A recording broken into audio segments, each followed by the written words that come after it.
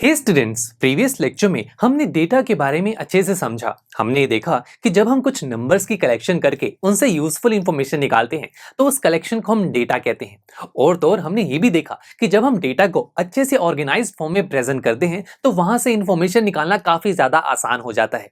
जैसे कि मैंने एक क्लास में स्टूडेंट्स का टेस्ट लिया और 10 स्टूडेंट्स के मार्क्स कुछ इस तरीके से आए। तो देखिए, मैंने स्टूडेंट्स का डेटा कितने अच्छे से प्रेजेंट किया है, एक टेबल के फॉर्म में आपको दिखाया है। अब अगर यहां से मुझे इंफॉर्मेशन निकालनी हो तो क्या क्या कर सकते हैं हम? सबसे पहले मैं देख सकता हूं कि हाईएस्ट मार्क्स किसके हैं, अमित के हैं। लोवेस्ट मार्क्स किसके हैं, शिवम के, यानी कि उसे इंप्रूवमेंट की अभी जरूरत है। तो इस तरीके से मैं यहां से इंफॉर्मेशन निकाल सकता हूं। बट दोस्तों, ये जरूरी नहीं है कि हमेशा आप डेटा की हाईएस्ट और लोवेस्ट वैल्यू से ही इंफॉर्मेशन निकालें। जैसे कि फॉर एग्जांपल मैंने दूसरी क्लास में एक टेस्ट लिया, यहां पर भी कुछ मार्क्स मैंने यहां पर दिखाए आपको।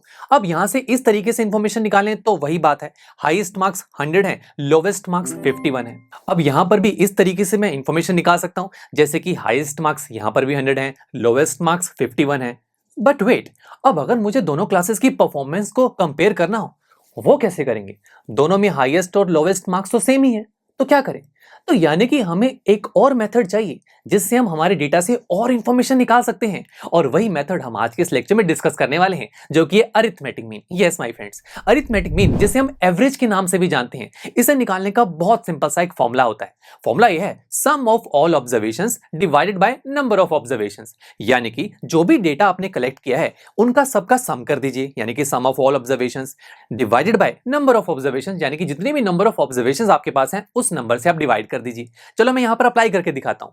फर्स्ट टेबल की बात की जाए, सबसे पहले सम ऑफ ऑल ऑब्जर्वेशंस। यहां पर ऑब्जर्वेशंस क्या थी? बच्चों के मार्क्स, राइट। तो हम सभी मार्क्स को ऐड कर देंगे, आंसर आ जाएगा 750। तो हम न्यूमरेटर में 750 लिखेंगे, divided by number of observations. Number of observations का मतलब यहां पर यह है कि आपने कितने स्टूडेंट्स के मार्क्स को नोट डाउन किया था, 10 ना, तो 10 मार्क्स ही तो थे टोटल, तो डिवाइड में आ जाएगा 10। इसे सॉल्व करेंगे, आंसर आ गया 75। और ये 75 होगा हमारे इस पूरे डेटा का एवरेज या फिर कहीं अरिथमेटिक मीन। और हाँ दोस्तों, इस अरिथमेटिक मीन, ये तो बहुत बड़ा वर्ड है, इसे हम शॉर्ट में एएम भी लिखते हैं। ओके, अब इस 75 का मतलब क्या है दोस्तों? इस 75 का मतलब यह है कि हमारे इस डेटा में जो मार्क्स है ना, कुछ मार्क्स तो 75 से ज्यादा है, कुछ मार्क्स 75 से कम है। इट मींस अरिथमेटिक मीन हमें हमारे डेटा की कुछ सेंट्रल वैल्यू प्रोवाइड कर देता है। दैट्स व्हाई हम अरिथमेटिक मीन को कुछ इस तरीके से भी कहते हैं, arithmetic mean is a measure of central tendency. Yes, उसके बाद अब मैं इस डेटा की बात कर लेता हूं। यहां पर भी अरिथमेटिक मीन निकालते हैं। अगेन मैंने सभी के मार्क्स का सम किया, जो कि आ रहा था 800, डिवाइड तो फिर से 10 से करेंगे बिकॉज 10 नंबर ऑफ ऑब्जर्वेशंस थी।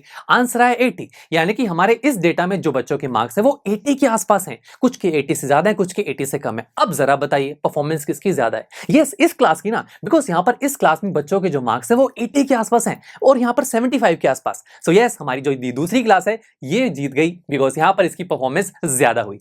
देखा कितना आसान है, इस अरिथमेटिक मीन की हेल्प से हम हमारे डेटा से और भी ज्यादा इंफॉर्मेशन निकाल पा रहे हैं। चलिए इसी क्लास को एक और क्लास से कंपेयर करते हैं। लेट्स से हमारे पास एक और क्लास है, क्लास सी। यहां पर भी मैंने मैथ्स का एक टेस्ट लिया बच्चों का, सेम ऐसे ही कुछ मैंने मार्क्स नोट डाउन किए।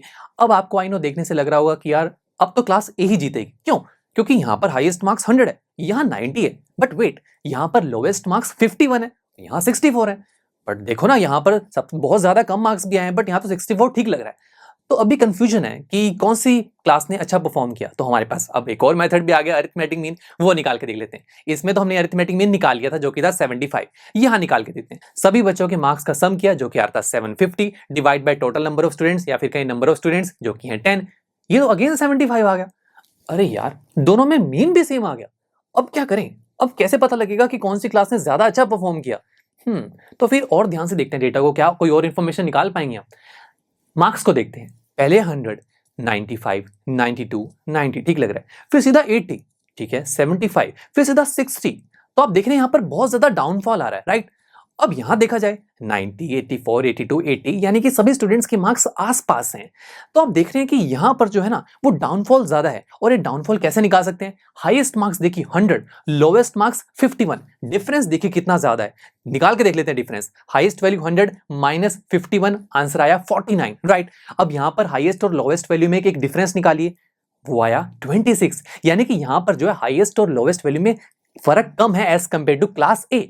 तो यस, अब आप बता सकते हैं कि कौन सी क्लास ने ज्यादा अच्छा परफॉर्म किया? यस, क्लास सी ने, बिकॉज हाँ, यहाँ पर हाईएस्ट मार्क्स 100 नहीं आए बच्चों के, कोई बात नहीं।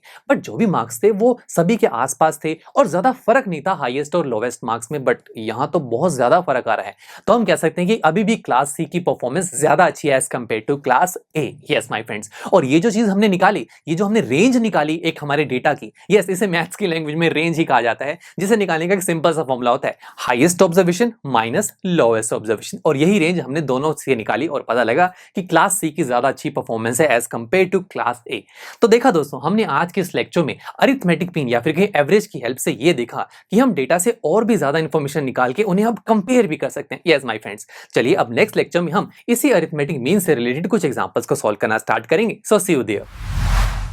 आई एम श्योर स्टूडेंट्स, आपको ये लेक्चर काफी पसंद आया होगा और ऐसे ही मजेदार तरीके से अपने हर एक कॉन्सेप्ट क्लियर करने के लिए डाउनलोड कीजिए पीयू स्टैक ऐप को, जहां पर आपके पास और भी बहुत सारे ऑप्शंस होंगे, जैसे कि back exercise solutions, tip videos, sample papers and much more. So what are you waiting for? Download the app now.